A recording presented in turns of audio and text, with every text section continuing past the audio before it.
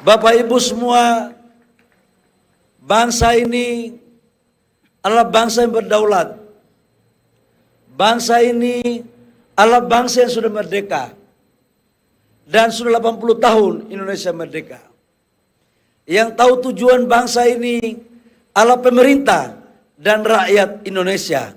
Bukan bangsa lain yang mengintervensi negara kita, Bapak Ibu semua. Karena itu kita harus tetap waspada. Lifting yang sudah ada di atas 605.000 barel per day, jangan membuat kita puas. Masih banyak hal yang harus bisa kita tingkatkan.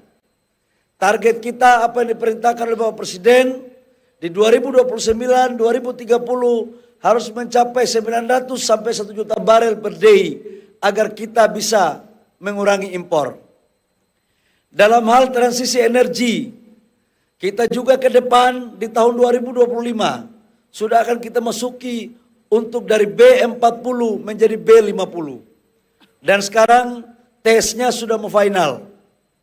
Di 2027 kita akan mandatori untuk membangun bensin kita dengan E10 sampai dengan E20. Ini semua dalam rangka untuk menciptakan sumber-sumber energi dari nabati untuk kedaulatan energi kita. Impor kita masih cukup besar untuk bensin. Tentang energi baru terbarukan kita juga mendorong untuk memakai matahari, energi air, energi angin.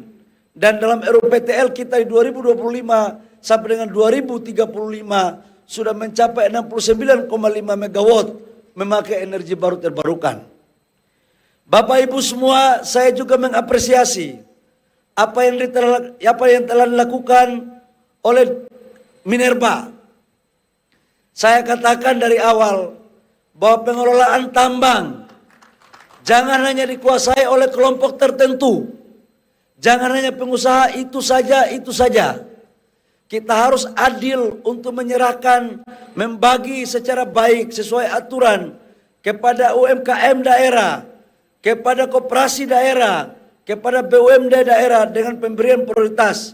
Dan alhamdulillah, perubahan undang-undang Minerba sudah kita lakukan, peraturan pemerintah pun sudah ada, dan sekarang tinggal peraturan menteri. Ini semua kita lakukan untuk menjadikan orang daerah menjadi tuan di negerinya sendiri. Saya juga mengapresiasi apa yang dikerjakan oleh Dirjen Migas dan SKK Migas. Dengan telah diterbitkan peraturan menteri nomor 14 tentang solusi terhadap pengelolaan sumur-sumur masyarakat yang sejak zaman penjajahan sudah ada, tapi belum pernah dilakukan legalitasnya. Akhirnya mereka menjalankan untuk mencari nafkah dengan tidak nyaman, karena selalu diikuti oleh oknum-oknum tertentu. Kadang-kadang dilaporkan, tetapi saya ingin mengatakan jangan kita saling menyalahkan satu dengan yang lain. Semua mempunyai kontribusi kesalahan.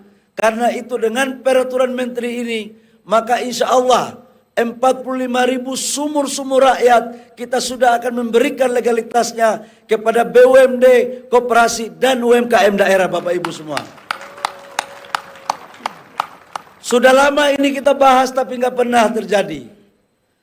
Menjadi pemimpin di bangsa ini tidak hanya bisa omon-omon, tapi harus berani untuk membuat keputusan yang lebih baik untuk rakyat, bangsa, dan negara. Saya tahu untuk membuat keputusan yang berani, pasti ada yang merasa terganggu. Berani kebaikan untuk negara, bukan berani kebaikan untuk kelompok tertentu. Apalagi kelompok yang selama ini sudah nyaman, yang ingin merugikan bangsa kita. Saya tidak mau ingin jadi pemimpin untuk setiap hari dipuja, tapi pelanggaran terus terjadi. Saya ingin meluruskan apa yang diperintahkan oleh Bapak Presiden, agar negara ini dikelola dengan aturan, dengan baik, dan semua berorientasi pada kepentingan negara, rakyat, untuk kesejahteraan masyarakat semuanya. Bapak Ibu semua, Saya juga mengapresiasi Dirjen EBTKE bahwa dengan secara sungguh-sungguh untuk mengawal transformasi, transisi energi. B40 sebuah tantangan yang besar. Sekarang kita masuk ke B50. Harus kita konsisten terus. Jangan mau diatur oleh pengusaha. Pengusaha tidak boleh mengatur negara. Yang mengatur pengusaha adalah negara. Tetapi nggak boleh negara zolim sama pengusaha. Kita membutuhkan pengusaha dan pengusaha juga membutuhkan negara. Disitulah esensi daripada kolaborasi yang baik antara pengusaha dan pemerintah.